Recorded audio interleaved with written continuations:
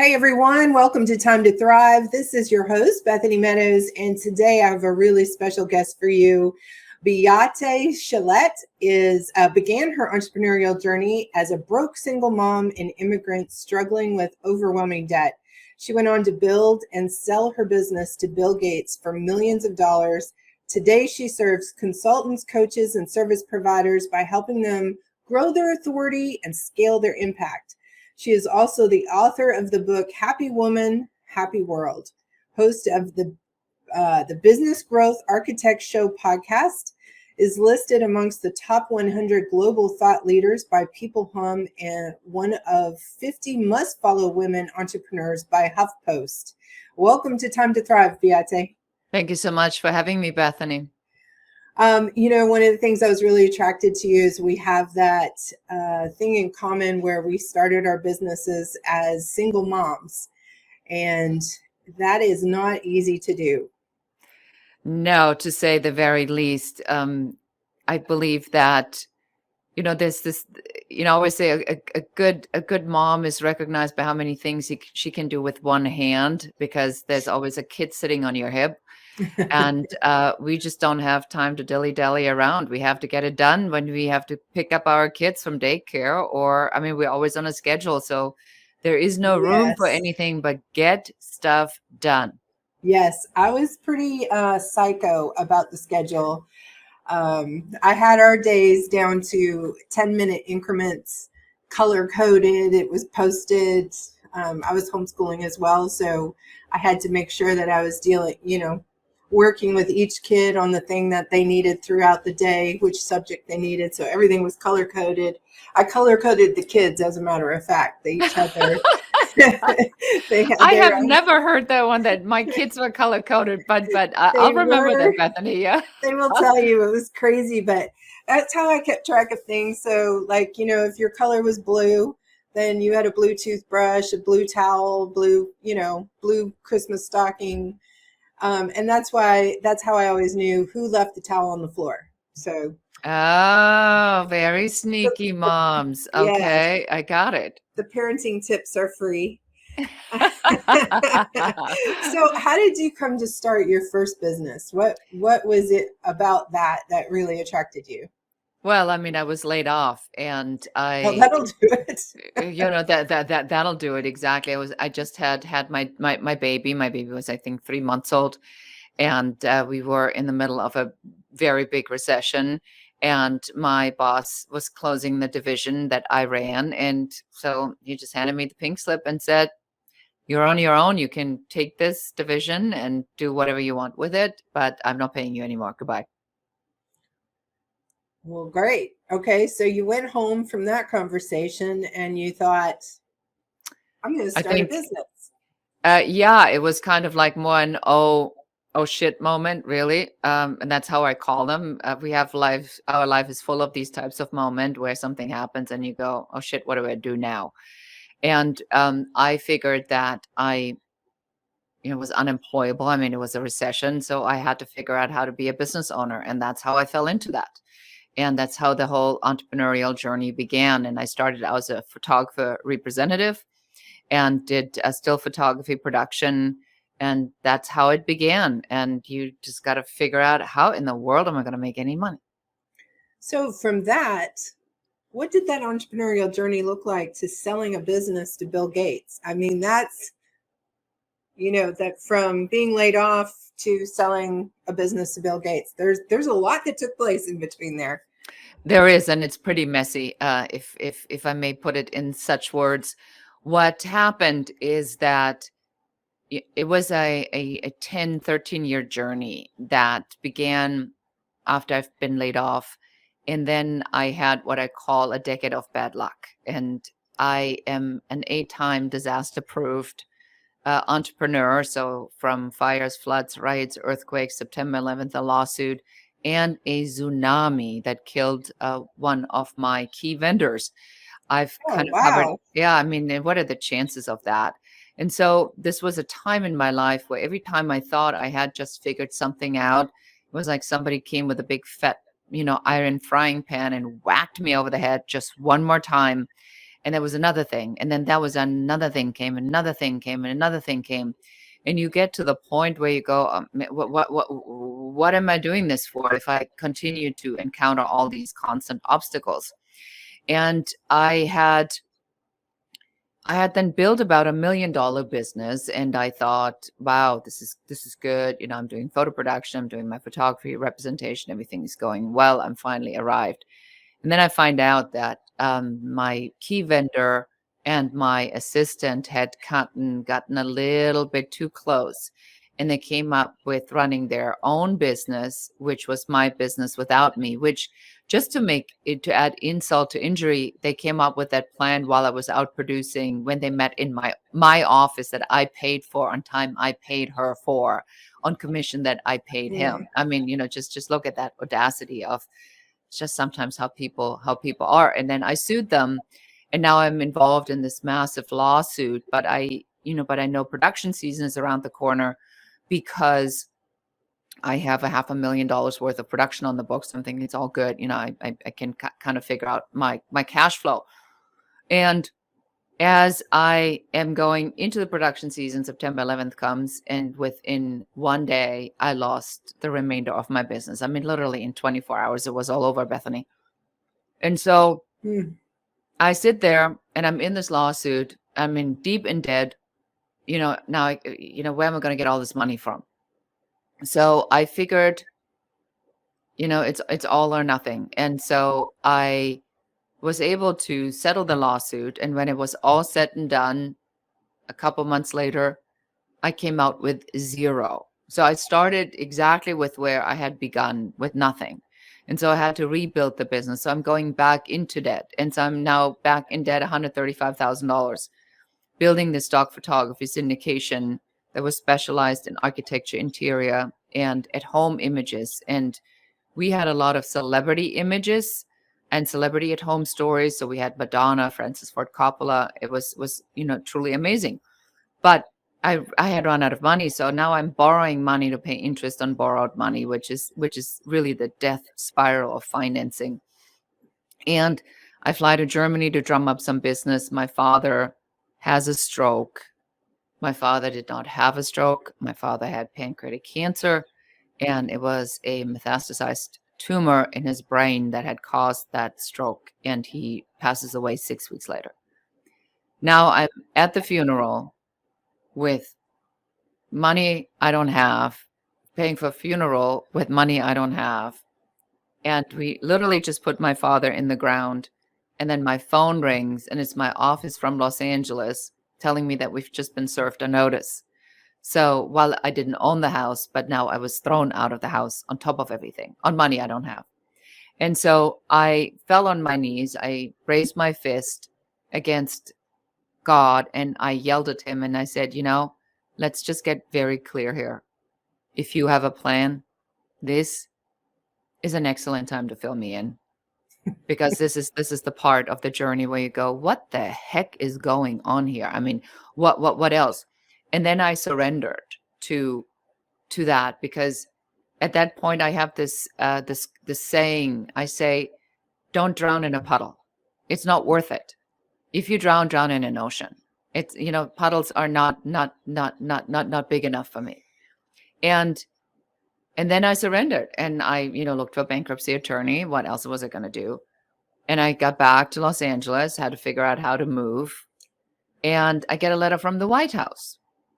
And I had written in my desperation a letter to the President of the United States. True story. And I did that because my former mother-in-law would not stop talking about it. You got to write a letter to the President of the United States. He's your president. If not the president, then who would be able to help you? Just did you write the letter to the president yet? And so at one point, Bethany, I'm going like, fine, I'm just going to write the damn letter. So we can stop talking about it. Until I get a letter from the White House.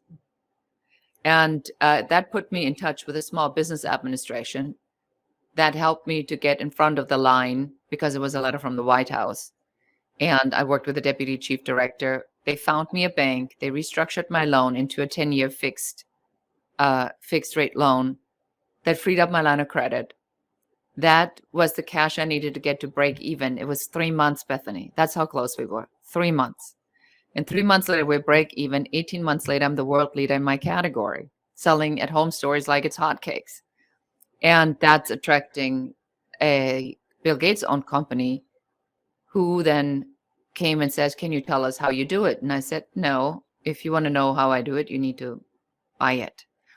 And they said, well, how much do you want? And I gave them a multi-million-dollar amount. And they said, fine, let's do it. And that's how I became a self-made multimillionaire 18 months after the worst moment of my life. Wow. I love that story. And I'm glad that we took the time for you to share it. So now you're in this place where you don't need to worry about money, to keep a roof over your head. And so now you can dream a little bit. Now you can think about, what would I do if I didn't have to worry about money? All of us have contemplated that. You actually got to do that. Is that how you stepped into that next role of serving and helping others? Yes, I retired. The joke is I retired for a week. But what I felt is that, and you will be able to relate to this because you were a single mom. It is so hard as a woman, as an immigrant, as a single parent, in a country that's not your own, in an environment that is structured structurally against women, that still has so much bias toward working women and toward women who speak up and want to turn their lives around and make something happen. Being a bad mother, the guilt. Our whole society is set up for women to be in this perpetual state of feeling inadequate about something. And that really bothered me because I realized in my journey is that the stuff that we worry about today is meaningless in 2 years and something else takes its place. And then that changes in 3 years and then something else takes its place. So you eventually figure out that it's just never going to end. And you'll make a conscious decision to say, I can't live my life anymore within these constraints. I'm going to cut these boundaries. I'm going to step into my own power. And when I did that, I realized that the reason I went through all of this and I had all these experiences is that it was to share that knowledge with other women and other business owners and people that are colorful, non-conforming, a little bit odd maybe, or have big dreams or fighting the impossible, to say, look, I did this on my own in a country that's not my own, on nothing. And if I can do it, it must be possible. If it's possible, it must be possible for you. And I'm going to actually give you the strategy and how I did it. Right. The shortcut. Whereas, you learn through trial and error and bootstrapping and all of that. Now you're giving all the benefit of your wisdom and experience to others. I love that. Thought leadership is one of your areas of expertise. I think you phrase it more about, growing your authority in your industry, but I would call it a thought leadership. And thought leadership is a really powerful way to increase your credibility with your audience, also create a relationship, affinity, all of that. So that's one of the things that you teach, is about how to increase that authority. What is some of the secrets to doing that? Yes. So the authority building aspect is primarily focused on who is your ideal client. And for anybody who's not clear what their avatar is, we call this in growth architecture, we call this the airtight avatar. And for anybody who doesn't have this, you can go to airtightavatar.com and download this program. It's 15 minutes. We just redid the whole thing, but that's where it starts. And we think it's so important that we give it away for free. The avatar, the person you're selling to, is something that you need to understand intimately. Because when you know who they are and what problems they're struggling with, then you can design solutions that are helping them to solve these problems. With that, you now know where they are because certain groups hang out somewhere. So if we're talking about authority platform building, then is this a group that's on Facebook, on TikTok, on Instagram, on LinkedIn, on Clubhouse? Where are these people that you are connecting with? And then the strategy to build your authority has to then follow where they are on their platforms or on events where they go in a language that resonates with them, that is geared towards solving problems that they have. And so when you reverse engineer it like that, then you are having a much easier time to build your authority because it's much clearer to you what do you need to say and where you need to go. So for example, being on podcasts is one of my strategies because we have a mastermind that helps podcasters to monetize the podcast, to amplify their content, which every podcast has a problem with. Like, how do they take that podcast and put it into content pieces? I mean, how much time can you possibly have for that? And then how do you build your authority? And so we have an Instagram instant authority piece, a LinkedIn monetization piece, and a content maximization piece that we teach in that mastermind. And then we'll help podcasters to figure out how to train their VA. We train the VA for them, or they can take one of our VAs. So we're building this up as we speak. So we did this exactly the reverse engineer way. So we said, if somebody needs authority, who are people that need authority that are already in my circle? So yes, it's business owners who need authority. And it is specifically podcasters. Because if you're already doing a podcast, you already know you're seeking authority. Otherwise, you wouldn't be doing a podcast. I mean, that's the whole point of the podcast. So every podcast is already pre-vetted. And this is a total behind the scene look, right? And so now that we have our pre-vetted audience, we can talk about something that's relevant to them because they go, yes, and you just confirmed, you said authority platform building because that's why you have a podcast. Of course, you're interested in authority platform building because that's where you are at in their journey. You want to amplify that message that you're already designing to a much larger audience. How do you get that out there? So when I know that, now I know what I need to create because I know what your problems are because I also have a podcast. I'm also a podcast host. So I know exactly what that is. Like I'm putting all this time, energy, and money into this. How am I going to turn this into money coming back to me?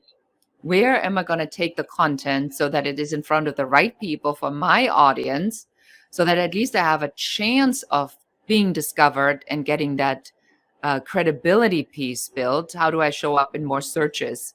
And then how do I establish myself at such a high level that I attract different types of partnerships or collaborations with people who have clout in the industry? What do I need to do? And then only then when I knew that, that's when I designed the product. Right. Well, one of the things that you are incredibly good at is breaking things down into bite-sized pieces so that people can learn and understand without being overwhelmed. So I love that, and kudos to you for that. One of the downloads you have a free download at your website called 3 Essential Framework Elements to Grow Authority. And it basically breaks down 3 things that a business owner should really be paying attention to if they want that thought leadership. Can we talk about those 3 things and maybe spend some time exploring what those things look like? Yes, 100%. So the first thing is the mindset. I have this all the time, Bethany, and I bet you encounter this too. And everybody's on this call listening. This podcast probably can relate to that. So you make an offer to a client, and let's say it's a 5-figure offer, right? It's like $5,000, $10,000, $15,000, $20,000. And then the client says to you, I don't have that kind of money. It's too expensive. And then you go, well, but I give all this value, and you go and out to all these things. And then you go home and then you start clipping coupons. You look for a deal. You look for a special offer on something. You wait until things go on sale. And then somebody makes you a $25,000, $10,000 or $5,000 offer. And then you say it's too much. So if you yourself can't step into that, how do you think that your clients are going to do that? Like, if you cannot be that change that you want to see, how do you think your clients are going to do it? And so that's called what's called a value mismatch. So if I say I'm worth $25,000, then I need to be able to pay $25,000 to someone else, because if that is a number that I feel I'm worth, then somebody else must be worth it too. So if I can ask for it, then somebody else must be able to ask for it too. So how can I ask for it if I'm not willing to invest the same kind of money? I think what you're talking about there is like, it also applies to the fact that a lot of business owners, especially when they first get started, maybe feel a little more insecure. They charge what they think their customer can afford rather than what is the proper pricing for the value they're giving. Yes, because Right? they have to get to you're absolutely right, because they have to get themselves to the point, right, Bethany? Right. There's something I pulled a phrase out from your download, and I just wanted to read it real quick so people can get an idea of the value in that download and go get it. But under the mindset, I'm going to quote here: only with the right mindset can you consciously initiate a quantum leap. And you talk about what a quantum leap is. Think about it this way: what you know today is your original operating system. Okay. To update it, you must install an upgrade. Think about this as a USB stick. The new operating system runs as long as the USB stick is plugged in. The minute you take it out, you default to your original program. Mindset teaches you to keep running the right program to achieve greater success. I loved that so much that I was like, I want to make sure that the audience hears that from your download. There's so much in there that is just like nugget after nugget after nugget. So I would, anybody who's listening, go get these because this is gold. Thank you so much. Yes. And that's, and so that's the first piece. That's where you have to start, is in order for you to really step into your brilliance or making the impact, growing your authority, you got to start with your own mindset. If you don't think it's possible yourself, there's nobody out there convincing you of the opposite. And let's not forget that our family's job is to keep us safe. So they're not going to say, go get it. I mean, they say, go get it, but don't take a risk, because their job is to, as I said, keep you safe. That's right. So it's an inside job. The second piece is growth. I say that, and I encounter this all the time in my uncovery sessions, is that there is a mindset where somebody says, I want to grow, but the action is protection. Now, if you think about the gesture of protecting, right? If you were to hug a child and protect it, you'd put your hands over your child and you hold it down to protect it. That's not growth. That's protecting what I have. Growth is open, and growth goes upward. So unless I have this visual of I want to grow and constantly remind myself it's an open upward motion, it's not a protective, it's a growth upward motion.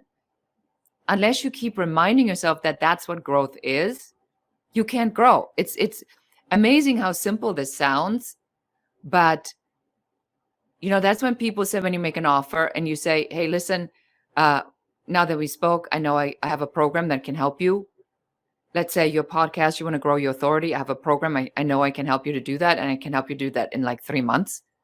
And then they say, well, yeah, but I don't have the money to pay for it. And then you go like, but you're taking the program to learn how to make the money. and it's like, yeah, but I have to first protect what I have and then figure out how to make more, which I don't know how to do. Right. So I can get to a point that I can't get to by myself, which is why I'm here. And then you already know. So now you're caught in the value conflict, because you want to protect what you have. You want to do the same thing you've always done. You expect to make more, that at some point in the future, by some unknown action. You somehow made more money so that you could, that's just not the way it works. Growth is a commitment that you make first, and then spirit, universe, whatever you want to call it, steps into action to deliver. Right. But it does not go the other way around.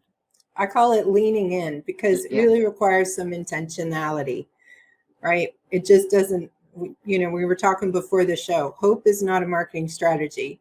There has to be an intentional decision made, and as you called it, a commitment to the action required for growth. And I love that you put growth and action, you kind of make them synonymous when you talk about them in the download. So yes, because it's not it's again, in your language, it's not a wishful thought. It is a, it's an action. When you want something to grow, you water it, you put it into fertile ground. That's you right. Put it in an environment. If there's bugs, you take the bugs off. Maybe you spray it with some organic, anti-insect spray. Whatever it is that you want to grow, you make sure that you create an environment to grow, and you check on the growth. And if it doesn't grow, then you learn, and you I have to nurture it in a different way next year. So you learn and you improve it. And then the final piece of the success blueprint is strategy. And in all honesty, Bethany, I think a lot of people have challenges when they hear the word strategy, because it sounds not creative, and it sounds cold, and it sounds mechanical and technical and boring and not fun. And they want to be in this creative environment where they just do all the things that they love to do in a business, and That's then right. hope it all comes together. However, without a strategy, we are back to wishful thinking. Because if I just do the things that I'm comfortable doing without a strategy, any way will get me there, because there is no destination. So I recommend with strategies that you need to have a growth strategy for your business. And then you need to look at all these different strategies other people do. Like I constantly look for the pattern of strategies other people are using, which is why I did my podcast, a Business Growth Architect Show. Because I learned that as a business owner, you need to have a strategy every quarter. So if you don't know how to sell, the next quarter, your strategy needs to be to learn how to sell. And then now you know how to sell, but you don't have enough leads. Now, guess what? Your strategy for the next quarter needs to be how to get leads in the door. And then you realize that now you want to go and talk to a bigger audience. Now you want to speak. Now your strategy needs to be to learn how to speak for the next quarter and get on stages, so that you really look at this from a perspective of, here's my baby, here's all the kind of clothes I need for the baby. Here's the food. Here's the meal plan. It has to be just right. And then very deliberately work on these strategies, one after the other, after the other, after the other, until you find those that really resonate with you, that get you the results. One of the things you call yourself is a growth architect. Can you explain what that is, and maybe put it in the context of how a small business owner can themselves become a growth architect? Yes, of course. So I look at this from a growth architect, when you look at the work of an architect. So there is an open field or a parcel, and somebody wants to build a house. So you first have to make a plan. That's the strategy. Then with that, you design the blueprint, because, then you'll go a little bit more into detail. Then you have to dig the foundation, pour the foundation, and set a proper foundation. Then, and only then, do you build the house. And you could build 10 of the same houses, but the people that buy it decorate it all differently. So there has to be individuality within the building or within the architecture, so that people can say, no, I want an open kitchen, and I want a blue bedroom. I want to add a pool to my backyard, so that there are these pieces. So I look at business growth architecture as the growth architect. What is your blueprint for success. And what are the strategies we need to give you that work for you, that you feel good, or that you can learn or you can implement, that resonate with you and your lifestyle and your plan. Because I mean, by your example, Bethany, you were a single working mom of 5 that you homeschooled. Your plan had to be maximum money for minimum amount of time. That's right. I bet that there was no question of whether or not you liked it. That wasn't even in the vicinity. If you liked it, great, but that was not the primary decision maker. I make an assumption here. That probably changed once your kids got older and you say, well, now what can I do to make myself really happy? And then you step into something that's a lot more fun, which is logical. But when you make that strategic decision, it's just an execution. Sure, you probably sit there and go, yeah, I mean, I wish this would be a little bit more fun, but I'm sure I'm making good ROI on the time I'm putting in and the money I'm making. And that's all I'm worried about right now. That's a very honest, straightforward strategy. Yeah. Well, I didn't have time to think that hard about it. I mean, isn't that the truth? I say this in the book I wrote, Happy Woman, Happy World. When people say, well, how did you survive? I say, I did not have the luxury to think about on whether or not what was happening to me was good or bad. I just had to figure out a way to fight through it. I used to think about it in terms of a season, because for me, that seasons change. And so that kind of helped me get through the day. If I thought I had to do that, what I was doing every day for the rest of my life, I'm not sure I would have made it. But I knew it was a temporary, and it was moving me towards a goal.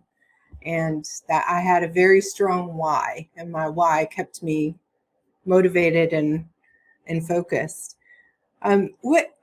Every business owner makes mistakes. You made some mistakes when you were coming up in your business. I certainly made my share of mistakes. What are some of the common mistakes you see small business owners make as it relates to your area of expertise? I think that the number one thing is specifically for women. The number one mistake women make is that they have to figure this all out on their own, and only if they figure this out on their own and they have all the bumps and the bruises, that somehow that makes up their value. And if they fight themselves through it to a somewhat decent income, then somehow they have proven to the world that they can do it. So, and the mistake here is the mistake is time or money. You need to treat time like it is your most valuable commodity, because it is. If I have somebody who can teach me something for $5,000 that will take me a year to learn, I'd rather pay the $5,000 or the $10,000, because I don't have a year to learn anything. I need to learn it quickly. Right. So the biggest mistakes business owners make is that they want to do it on their own. They don't hire coaches. They don't look at this as an investment. They look at it as an expense. They don't look at it as necessary for growth. It's like when you go to kindergarten, you graduate, then you go to elementary school, you graduate, you go to middle school, you graduate, go to high school, you graduate, you go to college, you graduate, you're going to do your master's, you graduate, you might do your doctors, you graduate. Business is the same way. You do something and then you graduate, and then you need to get to the next thing. So if you don't look at it as the next degree or the next level, you're never going to get anywhere. Yeah. What's interesting is we live in a time where access, availability are greater than they have ever been. When I started my business, social media was like college kids used it. I mean, there wasn't that same community, around business owners and things that we have now. Coaching, I wouldn't even have known what that was when I started back then. I'd never heard of a business coach or a life coach. I'm sure there were some. It just wasn't in my world because, I didn't have the same exposure, because the internet was really just still getting going. Now, It's almost more the challenge is now to find the right coach, to find the right course or the right mastermind or the right for your situation, because there's so many available. So it's just now the challenge, I think, is a little bit different. It would have been a game changer for me as a new business owner. If I'd understand the value of that, I would have found the money. Yeah. For And that is the right mindset. And you said something really important, Bethany. Now, which want to point this out to your listeners, is you said that I would have saved myself so much time, and I didn't know. But now today, you don't even know who the right person is, and that's really where your strategic mind has to come in, where you get clear about what are the things that are not working in your business. And that's pretty straightforward. That's because that's a very clear evaluation. It's either you're not solving the right problem, you're selling to the wrong people, they're all broke, you're not having an offer that resonates with your client, you don't have systems that give you the time and freedom, you're not having a team that knows how to operate the systems, or you're a crappy leader. And you don't know how to build teams. So as you and this is what we do in the 5-Star Success Blueprint. That's why we said we want to go to 30,000 feet. We want to help you to figure out where you even stuck. Because if you don't even know where you're stuck, how are you going to fix it? Because then the business owner goes back to what they like to do and they say, oh, that would be really cool to learn how to do Instagram posts that go viral. It is very difficult to make any post go viral. And by the way, your clients don't need your post to be viral. Your clients just need to know that you have a presence on Instagram and what you say needs to resonate with them. And then there needs to be a call to action that gets them into your funnel. That's all you should be using it for. But it sounds really good that if I knew how to do an Instagram viral post, and next thing you know, 4 months of your life are gone by trying to learn something that gets you 0 results, other than it gets you a bunch of clicks, but no clients. Well, that kind of lends itself to the question is, as a business owner, how do you determine which strategy is the right one for you and your business? Because not only is everyone's business different, we all have a different mission or why or, things behind it. So the dynamic there is very different, but we also are different skill sets and we're all at different levels in terms of our ability inside of our businesses. So how do we figure out the strategy that's going to be the right one in the moment? You're going to have some sort of a process in place for that. So I mean, most coaches and consultants have a strategy call or some sort of intake call where if they're any good, where there's a match, a match evaluation. And I think for the most part, as a rule of thumb, if somebody says, if you only do my thing, your life is going to be amazing and you don't ever need another coach, run for your life. That's because right. that's not true. You just like you go to the gym with a fitness trainer, but you wouldn't go to your fitness trainer to help you with your relationship. You go to a relationship coach. And if you have trauma, you wouldn't go to your dietitian or nutritionist. You'd go to a therapist or a psychotherapist or a coach that is specialized in trauma.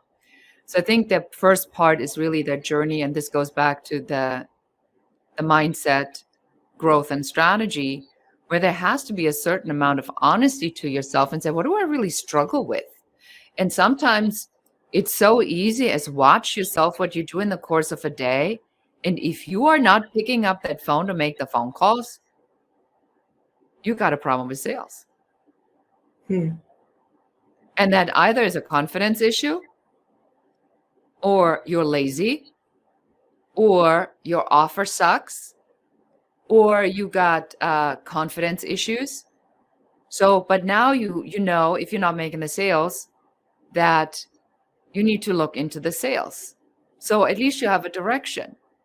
If you go, well, my business goes up and down and goes up and down and goes up and down, and I kind of don't really even know where it's stuck, then you come to somebody like me, a strategist who can take you to 30,000 feet and say, hey, Are you now seeing this? And then they go, oh my God, now it's so clear where I'm Right. dropping the ball.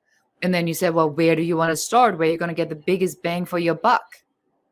But the evaluation itself is already something that you want to listen to and or figure out. I listen to podcasts and I constantly read and hear things.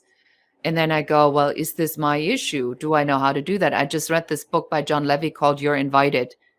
And it is about how to build community. And then in the book, he talks about something that I really hadn't heard in that aspect. And he says, in order to build a community, you have to make an ask.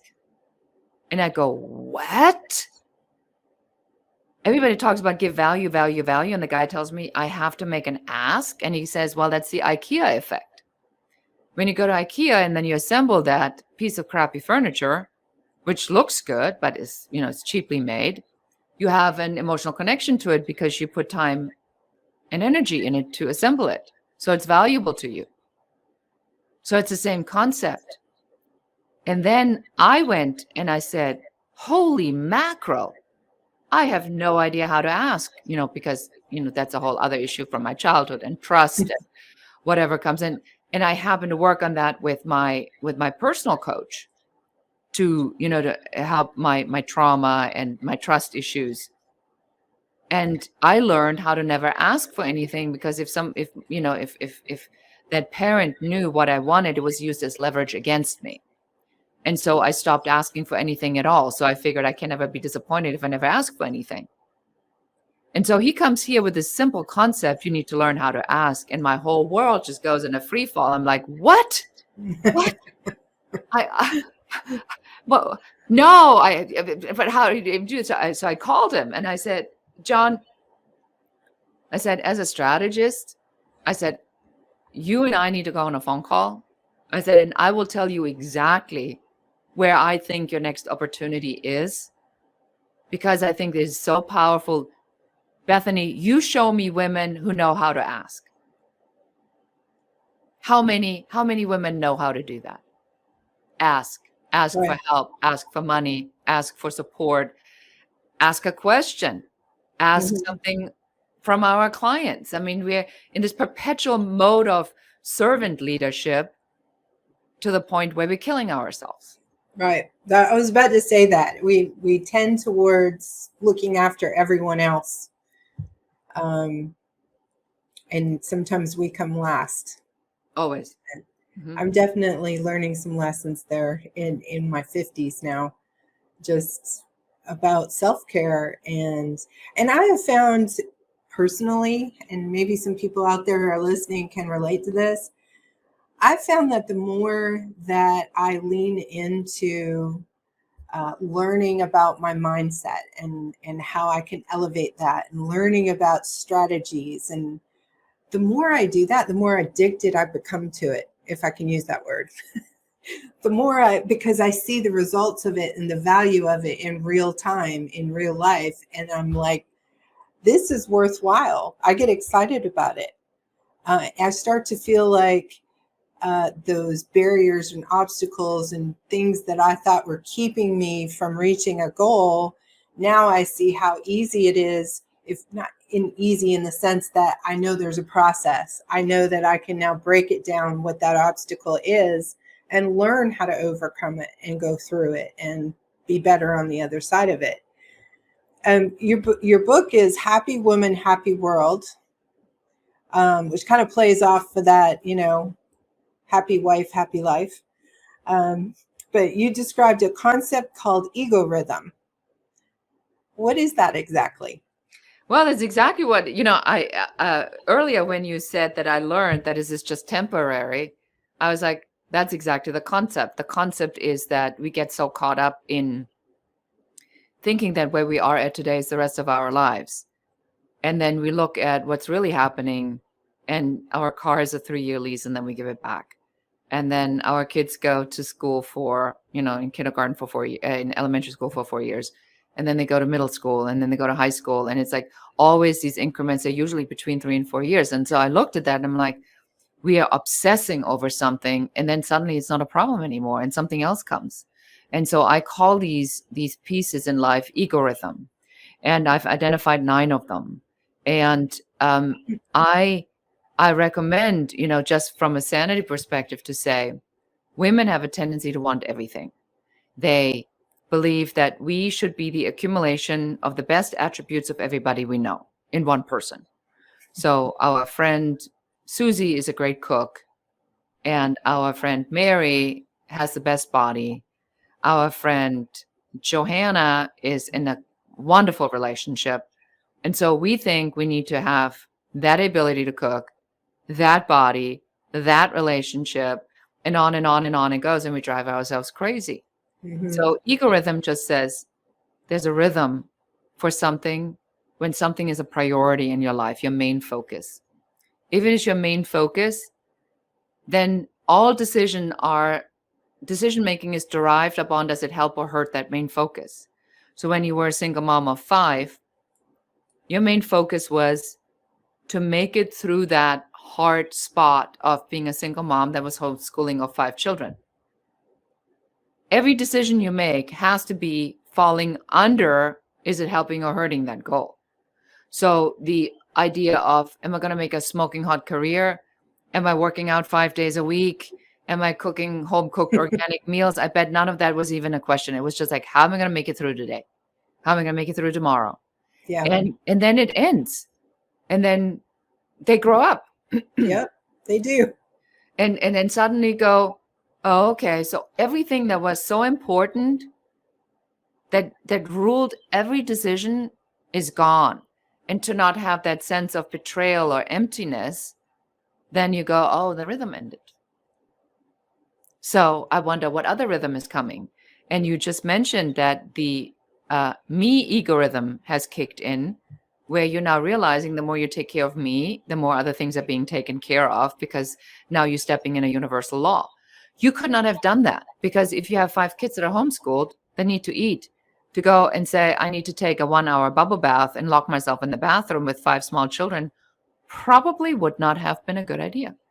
Yeah. Even though it probably would have been a good idea for you, but it's just not feasible. That's funny, because the bubble bath and a glass of wine was, few and far between, but they were like, that was a big luxury for me. And that was, I bet, at 11 o'clock at night. Yes, I was going to say that. And you had to forego sleep to get that half hour. Right. If our audience had to take away just one nugget of what, there have been so many nuggets through this, and I'm going to have fun sharing all of this content. But if they had just one nugget of wisdom to take away, which one would you want them to just remember and stick with them? I would say, don't take failure personal. Just look at failure as somebody with a road sign that just says, stop, don't go here. And instead of getting upset, throwing yourself on the ground, having all these temper tantrums and bad feelings and doubts and fears, just go, oh, okay, wrong way. Learning opportunity. That's a great way for us to end. Can you tell us, where can people find you, and all these great downloads that you have? Can you share that information? And I'll of course put it in the description underneath so people can find it as well. Thank you. Of course. Yes. So one is the How to Find Your Ideal Client in 15 Minutes, and that is found at airtightavatar.com. The second is the successblueprint.biz, where we talk about the 3 elements, the essential framework elements to grow your authority we talked about. And if you heard something and you go, I must speak to her, for your audience, just make sure you mention the podcast. And while we're at it, make sure you subscribe to the podcast and you leave Bethany a 5-star review. She does this out of the goodness of her heart, so that she can reach more people and make her impact and grow her authority. And you can go to uncoverysession.com and apply for one of seven sessions I'll be happily making available for your listeners. Just make sure you mention the podcast. And I'm all over social media, either as a growth architect or under my name, Beate Chelette. Reach out, drop me a note. Tell me what you're taking away, what resonated. We always love to hear from you. We're here to help. Oh, We're here to yeah. help you make an impact. Perfect. Thank you so much.